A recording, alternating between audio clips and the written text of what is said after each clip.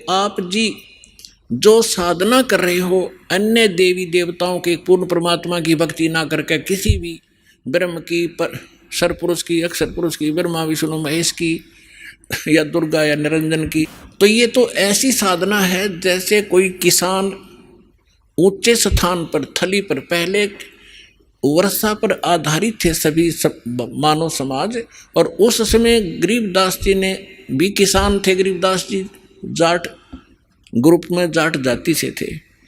और अपने वहाँ के साथी जो किसान थे उनको भी समझाना था। इसलिए बता रहे हैं कि जो मैं भक्ति बता रहा हूँ जिस भगवान की,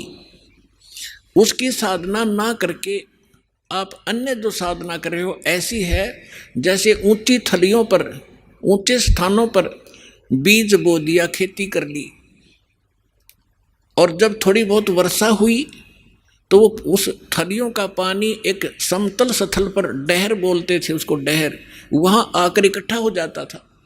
और उस स्थान को, डहर के अंदर पानी वर्षा भी और आसपास के ऊंचे क्षेत्र का उसी में आ जाता था। और उसमें जब बोई जाती थी फसल, जैसे ऊंची थलियों पर बोई हुई तो वो होती ही नहीं थी, और डहर में बीजा हुआ 1 एकड़ में मनमाने 50 मन कनक हो जाती थी, और ऊंची थलियों पर 2 मन की भी नहीं होती थी मुश्किल से। तो क्या बताते हैं गरीबदास साहब जी, एक फॉर एग्जाम्पल बता रहे हैं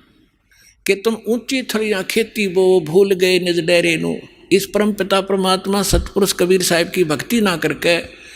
आप अन्य देवी देवताओं की भक्ति करके ऐसी लाभ उठा रहे हो जैसे ऊंची थली पर खेती करने वाले किसान को कोई लाभ नहीं होता। और जो डहर में बीज बोता है,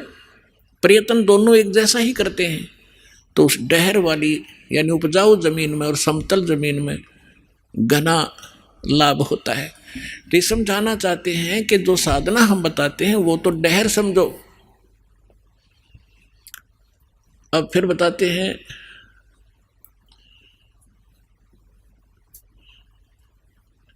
गोता मारूं स्वर्ग में जा बैठूं पाताले, गरीबदास ढूंढता फेरूं अपने हीरे मोती लाल, चारों युग में मेरे संत पुकारे और कूक कहा हम हेल रे, हीरे माणिक मोती बरस ये जग चुगता ढेल रे। अब परमात्मा कबीर जी से प्राप्त ज्ञान को कैसे विश्लेषण कर रहे हैं गरीबदास जी। कबीर साहब बता रहे हैं कि चारों युगों में मैं आया, अच्छी आत्माओं को मिला, उनको तत्व ज्ञान और यथार्थ स्थान से परिचित करवाया, सतभक्ति से परिचित कराया, और ये चारों युग में संत पुकारे और कूक कहा हम हेल रे, हीरे माणिक मोती बरसे ये जग चुगता ढेल रे। हम तत्व ज्ञान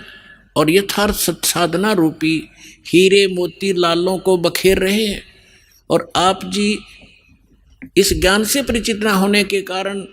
इन लाल और हीरे मोतियों को ग्रहण ना करके कंकर पत्थर, आन उपासना रूपी कंकर पत्थर इकट्ठे कर रहे हो जो तुम्हें बाद में कोई लाभ नहीं देगी।